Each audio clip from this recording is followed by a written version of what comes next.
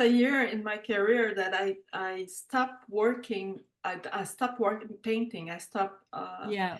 and I needed to do some um, sorting out my history, my personal history, just to uh, clean everything. And so it took me so much time that I didn't realize that a year passed.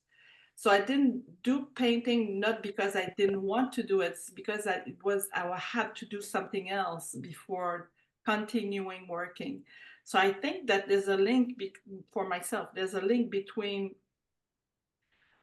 feeling good inside of me and painting. If I don't feel good, there's not gonna be anything on the canvas. Hmm. So that's and the year, when I started over again painting, it was like yesterday.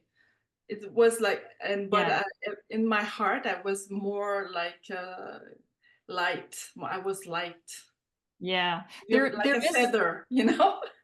there is a thing where people say, that you like I do believe that, let's say inspiration finds you working, mean trying to do something every day. But when you really don't want to, I think it's a good thing to just step away and do whatever else needs to be, like, to not pressure yourself into thinking I have to do this. I think there's something that can come out of that. And then when you're ready to do it again and you do, it can be the right thing, I guess. Yeah. But then there would be other people who would say, no, you have to power through it and that'll make it happen. But I just Mm. I don't know. I guess everybody has to do their own thing. Susan? Sorry. Yeah, well, I also wonder if you're going to force yourself in a um, not good way, I Yeah. wonder if it could actually be kind of harmful. Hmm. That if you're saying, no, no, I have to work, then maybe it's just not a good, you're not in a good headspace, and not everybody can power through it. If there are Yeah. people who can need to step back and give their inner self a bit of self-care, Yeah. right? Yeah. And look, spend that time doing something else, whether it's maybe some journaling or maybe some exercise or things like that are Yeah. more better for us. Yeah. Yeah, I Or think just that nothing. Yeah.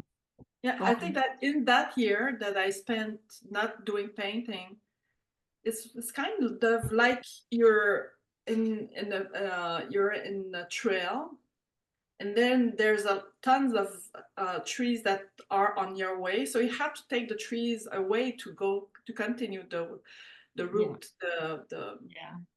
how do you Yeah. say, Well, the yeah, that's why yeah. often when I get kind of funny, I really do one of those deep cleans of my studio, because I find that when I just feel totally like I'm starting over because there's no stuff all over the place, then that can help too. That's I don't Yeah. even want to do that though. That's the problem. Normally I do want to. I come to the point where, oh, a good deep clean and clearing out and whatever will be great. And now I'm just like, I don't care. I think I'll lock my studio and never go in there. But well, it could. I'm laughing about it, and I was saying, this too shall pass. But it just doesn't feel like it will, like I normally am able to say. So I've been saying this for a long time, haven't I? Like I brought this up a few Yeah, times.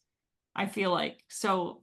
Um, Something will happen. God knows. Maybe I'll be a potter 6 months from now. I don't know. Why Who not? knows? Who but knows? Why not? Because remember some too, yeah. this was something that I came across with Rick Rubin's book, and him saying everything that you have in the past there for you. It Mhm. doesn't disappear. It doesn't go away. you Right. have that resources for when you're ready to go back. Right. Right. Mm. Yeah. Yeah. What's the name of the book again? Oh, it's so good. The Creative Act. Creative Yeah. act. It's I've listened to it twice because I love his voice. He's got the I greatest like- voice.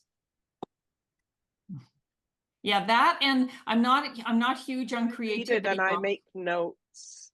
Oh, yeah, Ah. I don't. Isn't that so? That's funny, hey, how people do things differently. I'm the person who has never taken a note in my life about anything. And yet I have friends who, if we were even on this call, they'd be And I sitting write down. constantly. You know, Yeah. Yeah, there's everybody's different. Yeah, but Rick Well, Rubin. I have my notepad and my pen. It is. I do truly, Susan, have another friend who as well takes notes about everything. So I'm been around every different kind of person, hey? And always in a workshop, you see that. There's so many different people. I love to listen to books while I'm walking, when Yes.